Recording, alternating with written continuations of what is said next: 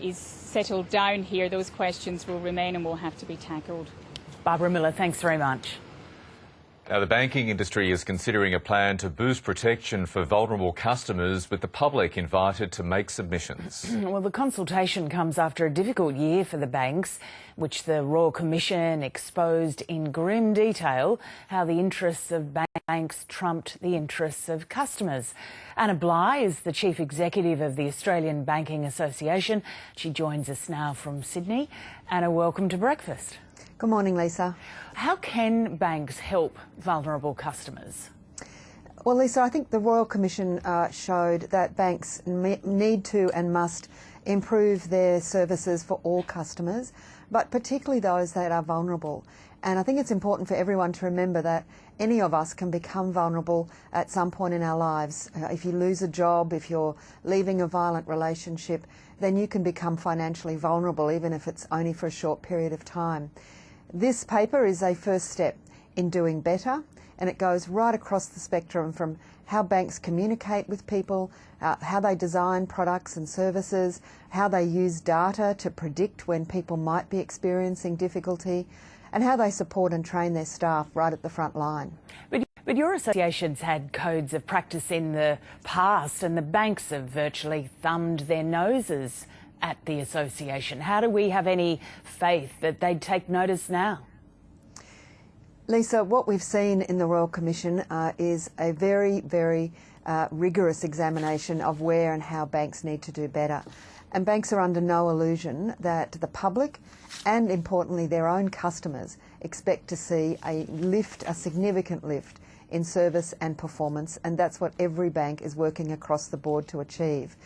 But this paper is really about recognising that we need to do things in very different ways. So, for example, for people who have an ongoing vulnerability such as an intellectual impairment or certain kinds of mental health issues, they're very vulnerable to scams and to financial abuse by carers and family members.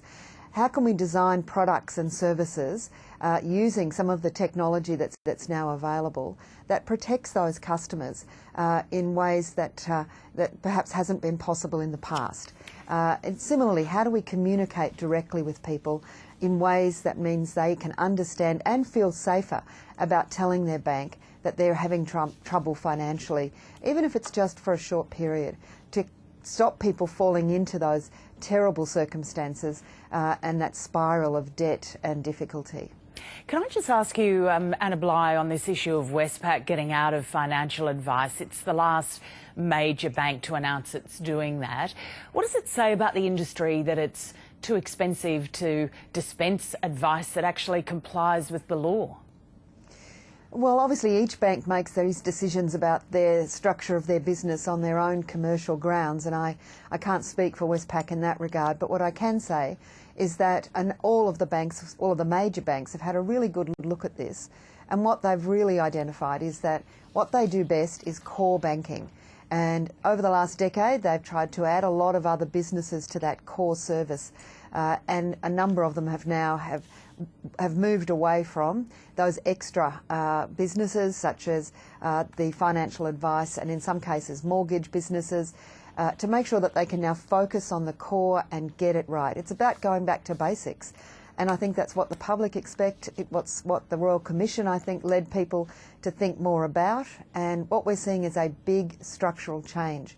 Lisa, I think there's a lot of questions out there and perhaps some cynicism about whether banks can and will change. But if you actually think about it, what you're seeing is big structural change with these sorts of decisions about the businesses they run, Westpac the latest in a number of decisions, and this consultation paper today that's about very big cultural change. So structural change, cultural change, things that customers will feel and see. Anna Bligh, great to see you again. Thank you, Lisa. OK, let's go to the morning's headlines from the major news outlets around